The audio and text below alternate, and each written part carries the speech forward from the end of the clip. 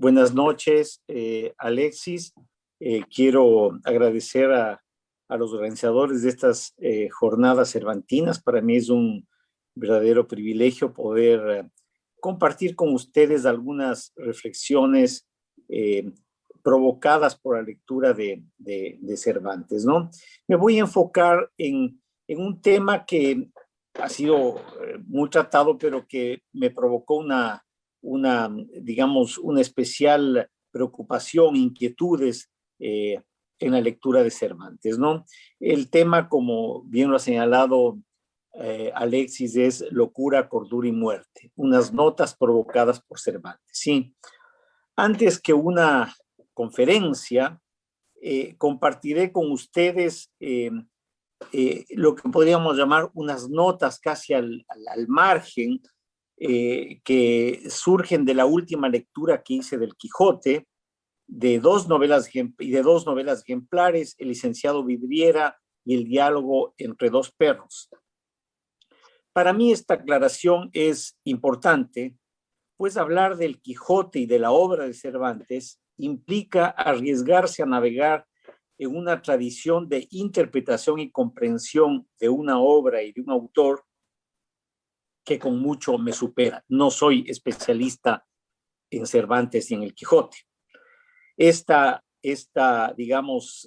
tradición de interpretación y comprensión abarca desde cursos completos en muchas universidades de excelencia, así como ensayos donde la erudición fluye y abruma, y que involucra a escritores tan diversos como Borges o como Nabokov, ya el autor de Lolita, que tiene todo un curso, una reflexión sobre Cervantes, o a Salman Rushdie, o a escritores muy reconocidos de América Latina. En fin, una figura y un autor, una obra y un autor universales.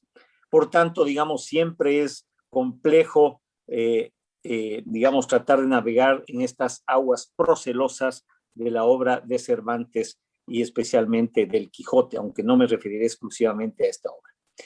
Entonces, lo que comparto esta noche con ustedes en el marco de las terceras jornadas cervantinas son notas provocadas por lo que fue una segunda lectura que asumí de leer en su integridad el Quijote. Son notas sin otro propósito que el de poner sobre el papel, sin medición alguna, las impresiones que me provocaron aquella lectura. Haré referencia a temas que por ahí parecen un tanto fuera de contexto, pero que son importantes porque toda lectura tiene una circunstancia. La primera vez que leí el Quijote lo hice en una edición de Alianza Editorial, que imagino que ya no existe, en 2 volúmenes que venían en un estuche de cartón. Era muy cómodo llevarle, además los volúmenes de la primera y la segunda parte estaban separados, una preciosa edición. En la segunda lectura recurrí a una edición de Planeta a cargo de Martín de Riquer, cuyas notas y explicaciones son de una ayuda invaluable para el lector. Las 2 partes del Quijote forman un grueso volumen de 1181 páginas, lo cual le hace un tanto inmanejable porque es además de un formato pequeño. Cuando comencé a leerle, nuevamente el Quijote me atrapó con más intensidad que la primera vez. Me atrapó en una extraña combinación de lucidez y fascinación, como que el mundo se me abría y me fascinaba. Y si bien me hizo reír hasta las lágrimas, me sorprendió la duda no resuelta del final de la monumental obra. Me disculpan estas breves anécdotas, al margen del tema principal de estas reflexiones. Es una anécdota de lo que podríamos llamar el continente o el soporte de la lectura. Llegué hasta el capítulo 31 de la segunda parte, que trata de muchas y grandes cosas y debí viajar. En el avión busqué el libro en mi mochila y no lo encontré. Lo había olvidado en casa. Pocas veces lamenté tanto un olvido. Llegué a mi destino, la Feria Internacional del Libro en Guadalajara. Allí, en esa abrumadora oferta de libros y novedades, no pude desentenderme del olvidado ejemplar del Quijote. Había un sinnúmero de ediciones de la obra de Cervantes, más carecía de sentido comprar otro ejemplar, ya tengo varios. No solo que tenía la maleta atiborrada de libros, sino que en casa me esperaba la edición de Planeta. Entonces, por esos azares que ocurren cuando uno recorre una feria de las dimensiones de la Feria de Guadalajara, desembarqué en la tienda de Amazon.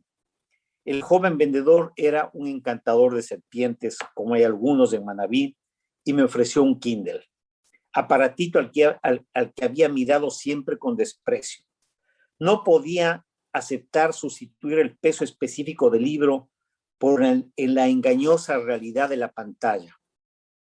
Para escapar, intenté rebatir cada uno de los argumentos del vendedor, la sensación del papel en las manos, la posibilidad de escribir notas y de subrayar una frase, la sensación física de que el libro te acompaña y que estará allí si lo necesitas. Y así hasta objetar la duración de la batería. No pude con sus argumentos, lo confieso, y me fue atrapando en su verborrea tecnológica hasta que di con la pregunta que creí que le derrotaría y me permitiría escapar. ¿Existe una versión del Quijote en ebook?, le pregunté. Por supuesto, respondió. Y en ese instante ubicó por lo menos 4 ediciones. Estaba tan atrapado en la lectura que compré el aparato. No pude luego, digamos, la emoción de reencontrarme con Don Quijote, esta vez a través de la evanescente e insidiosa pantalla de un artefacto electrónico. Entro al tema. Me aproximaba al final, ya no en la edición de Planeta, sino en la de Kindle, al final, digamos, de esta gigantesca obra, esta monumental obra. El Quijote había sido derrotado en las playas de Barcelona por el caballero de la Blanca Luna, el bachiller Sansón Carrasco, y debe regresar a su aldea. La historia llegaba a su fin y una tensión punzante que se convirtió en desazón me embargó. Se intuye la muerte. El inmortal personaje literario tiene sus días contados, al igual que la novela. La inmortalidad de la obra y del personaje no lo protegen de la muerte, igual que al lector no lo protege el inevitable final del libro. Sí, inevitable. Cervantes nos pone sobre aviso en uno de los capítulos finales, titulado de cómo Quijote y Sancho llegaron a su aldea. Sancho, luego de coronar la última cuesta, descubre el viejo poblado. Sancho de rodillas dice, comillas, abre los ojos, deseada patria, y recibe también a tu hijo Don Quijote, que si bien viene vencido de los brazos ajenos, viene vencedor de sí mismo, que, según él me ha dicho, es el mayor vencimiento que desear se puede. Déjate de sandeces, dijo Don Quijote, y vamos con pie derecho a nuestro lugar, donde daremos vado a nuestras imaginaciones y la traza que en nuestra pastoral vida pensamos ejercitar. Sin más, bajaron la cuesta y se fueron a su pueblo.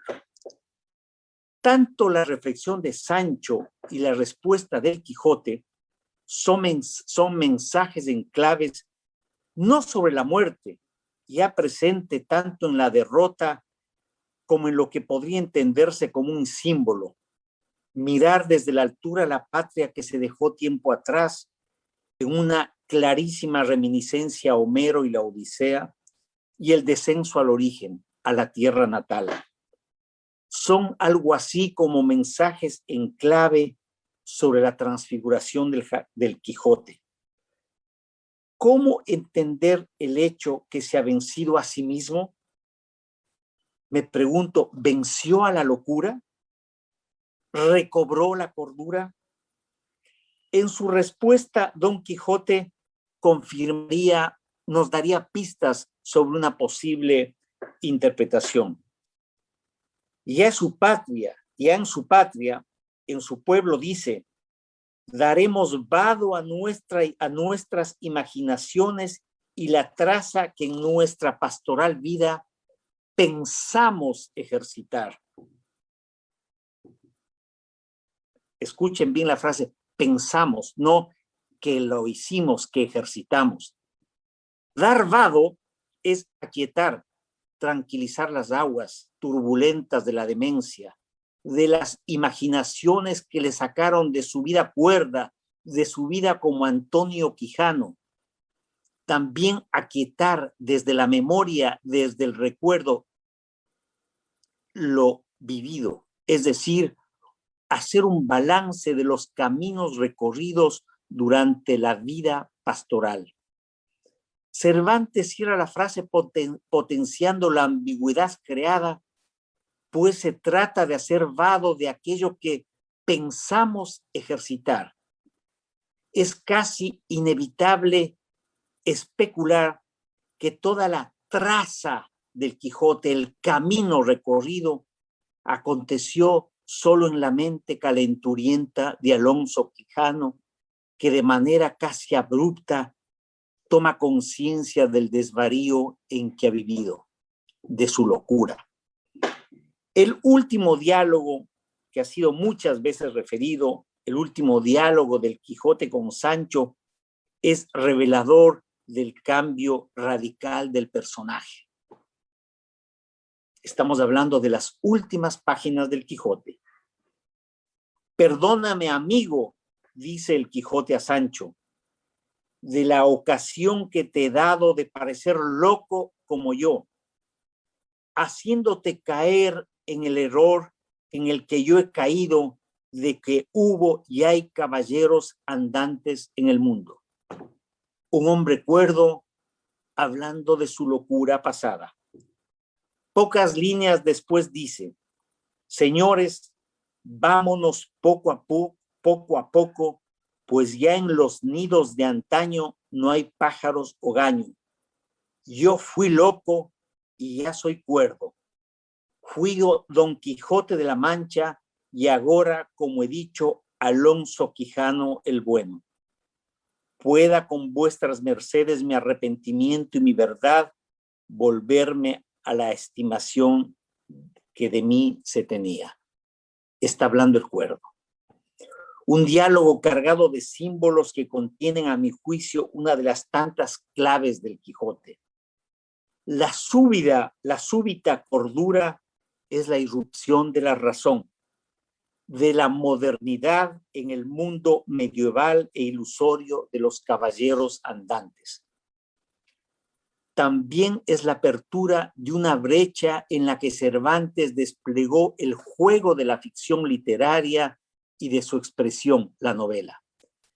Contiene a la vez un acertijo que contradice la relación entre locura y muerte y nos lleva al terreno en que la cordura nos conduce inevitablemente a enfrentar la irracionalidad de la muerte y como contrapartida el profundo sentido de la vida. En la locura, ¿sí?, Don Quijote da sentido a su vida. En la cordura, Alonso Quijano solo enfrenta la realidad de la muerte. Solo gracias a la demencial conducta del Quijote, la vida entera, con sus normas sociales y con su principio de realidad, es descubierta en su irracionalidad, en su mentira, en su hipocresía, en su fatuidad. Por el contrario, la súbita cordura de Alonso Quijano enfrenta desolado a la realidad de la muerte.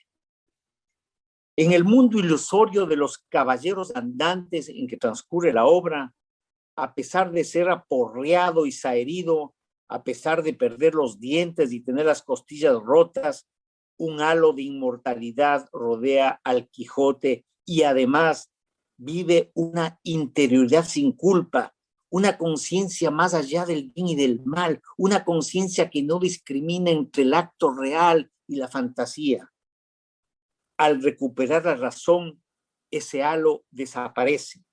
La cordura se presenta junto a la muerte y al nacimiento de una conciencia culpable de la locura que pide perdón para ser aceptado nuevamente en sociedad como Alonso Quijano. el bueno, un hombre de carne y hueso, un moribundo, un ser cuerdo, un ser que reconoce que estuvo loco.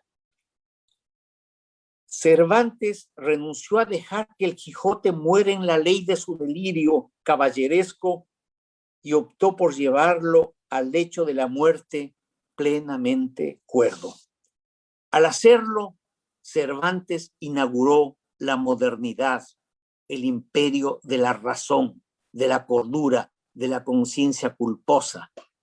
Paradójicamente, en ese momento, Cervantes sentó las raíces de la ficción novelesca contemporánea, la única en la que es posible la ausencia de toda culpa y a la vez la vivencia de todas las culpas.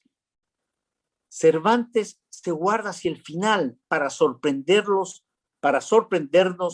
lo que podríamos llamar el fin de la locura y el retorno de la razón con la cual cierra la obra. Se podía pensar en el Quijote como un odiseo en el cual la Ítaca es que se abandonó, ¿ya? Es el territorio de la razón, ¿ya? Es el territorio al cual hay que volver. En tal sentido, Cervantes vislumbró un aspecto medular de la modernidad. Una reflexión final. Cervantes publica la segunda parte del Quijote en 1615, un poco más de un siglo después de que Erasmo publicara Elogio de la Locura. Foucault, el reconocido filósofo y pensador francés, en una obra que me gusta mucho, que se llama Historia de la Locura en la época clásica, entre otros hechos señala que la locura desplazó a la lepra como el territorio de la exclusión y también de las fantasías y de la enfermedad y de la muerte de la perfección hacia fines de la Edad Media. Al hacerlo concitará fantasías y temores. La locura, al tomar el lugar de la lepra, ¿sí?, concitará un nuevo interés. Los locos serán la tripulación de la Stultífera Navis, la nave de los locos que incentivó a poetas, pintores y a la imaginación popular. De allí el cuadro con ese nombre del Bosco, pintado entre 1490 y 1500 y que lo pueden ver en el internet. En Erasmo, un siglo antes del Quijote, la locura es una alegoría de los vicios humanos, ¿sí? Los representa, se burla de la racionalidad de los hombres, ¿sí? Escribe Foucault, los locos de entonces vivían una existencia errante. Y creo que esta imagen de la nave de los locos expresa muy bien esa existencia. Pero es una existencia tan errante como la del Quijote. Después los locos serán encerrados. Fue el triunfo de la razón. Más allá de estos hechos, el Quijote es a la vez la culminación de esta transición de la Edad Media a la época clásica, aún más a la modernidad a secas. Cito una reflexión de Foucault como cierre del retorno de la razón al final de los días del Quijote y al renacimiento cuerdo de Alonso Quijano. Y es que ahora la verdad de la locura no es más que una y sola cosa con la victoria de la razón y su definitivo vencimiento. Pues la verdad de la locura es ser interior a la razón, ser una figura suya, una fuerza y como una necesidad momentánea para asegurarse mejor de sí mismo. Al retornar la cordura a Alonso Quijano, el Quijote, esa fantasía, cierra, ¿sí?, como locura, pues encerrada como locura en el capricho de la razón. Esa reflexión sobre los momentos finales del Quijote. Continué la lectura buscando, digamos, otros signos, otros elementos de este tema tan agudo, tan complejo, tan yo diría, visionario del final del Quijote, visionario en términos de una conciencia trágica, de la conciencia trágica de la modernidad, ¿sí? Atrapado por Cervantes, releí las novelas ejemplares, también en versión en ebook, lo señalo, especialmente de la novela del licenciado Vidriera, una novela absolutamente posmoderna, y la novela del Coloquio de los Perros. Si fuera profesor de literatura, no soy ni pretendo serlo, y debiera introducir a mis alumnos a la lectura de Cervantes, no recomendaría el Quijote, ni siquiera en las versiones resumidas y actualizadas destinadas al bachillerato, sino con la vida del licenciado Vidriera o con el Coloquio de los Perros. Las dos novelas atrapan, especialmente la de Vidriera. El argumento de Vidriera es el siguiente: dos caballeros, camino de Salamanca, encuentran a un muchacho dormido bajo un árbol. Viste como el hijo de un labrador. Le despiertan e interrogan.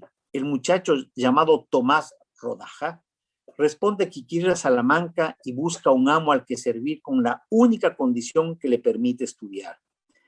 Para sorpresa de los caballeros y del lector, el mancebo sabe leer y escribir, inusual en el hijo de un labrador, y lo llevan con ellos.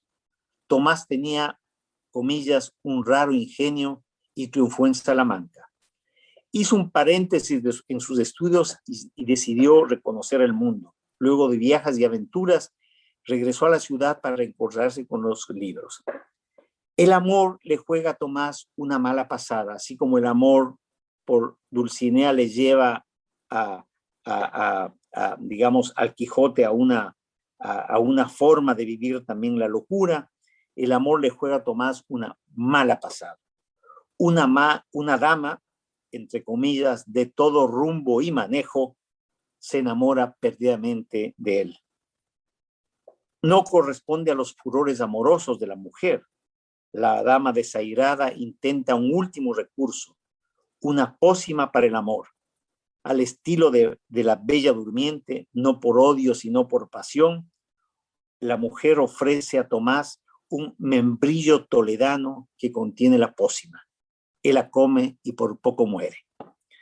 6 meses después, aunque le hicieron los remedios posibles, solo le sanaron la enfermedad del cuerpo, pero no la del entendimiento, porque quedó sano y loco de la más extraña locura que entre las locuras hasta entonces se había visto. Nuevamente el tema de la locura, razón y locura.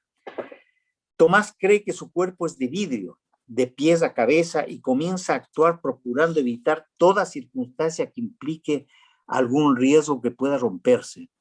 Así llega a ser conocido como el licenciado Vidriera. La locura da a Tomás una extraña sabiduría debido a que ser hombre de vidrio y no de carne, que el vidrio por ser de materia sutil y delicada obraba por ella el alma con más prontitud y eficacia que no por la del cuerpo pesado y terrestre. Admite preguntas de todo tipo y da respuestas ingeniosas, inesperadas, sagaces. Vidriera, en la convicción total de su fragilidad, es la antítesis de los superhéroes indestructibles y torpes. En una ocasión, un estudiante, admirado por la sutileza y el ingenio de sus respuestas, le pregunta si es poeta. Vidriera responde: hasta ahora no he sido tan necio ni tan venturoso. No entiendo eso de necio y venturoso, dijo el estudiante. No he sido tan necio que diese en poeta malo, ni tan venturoso que haya merecido ser lo bueno, responde Vidriera.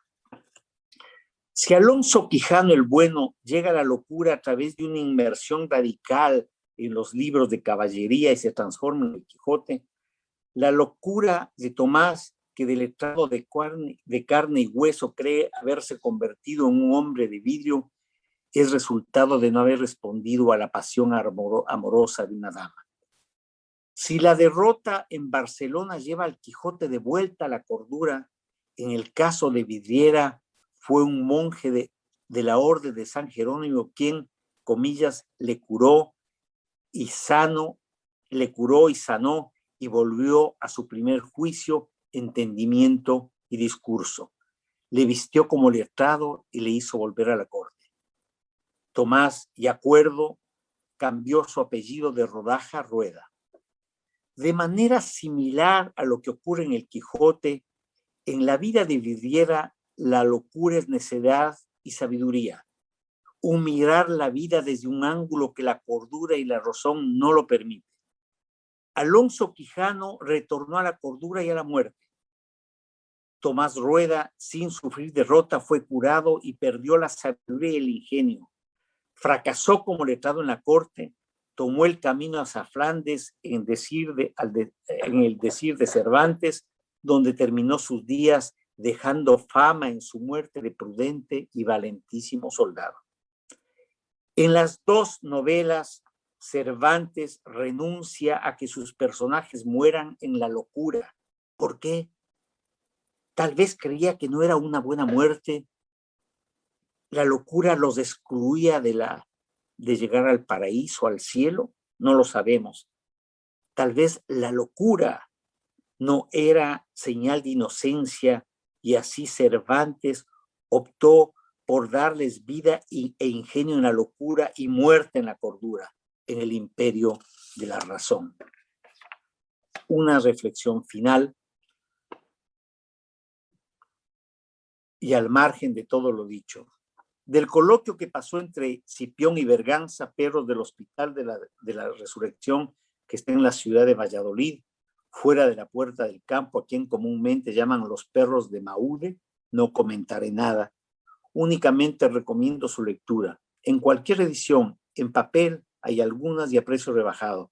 O en Kindle, si tienen uno y están dispuestos a buscar la frase que quiere volver a leer, señalando una, comillas, posición. La página con su número es cosa del pasado y la verdad es que me cuesta. Una página es una página, en tanto que una posición puede ser cualquier lugar o quién sabe. Es todo cuanto quería compartir con ustedes esta noche. No importa si leemos a Cervantes en papel o en un Kindle. Igual nos provoca, nos lleva hasta el cielo de la imaginación o nos hunde en la más profunda noche de la tristeza. Gracias.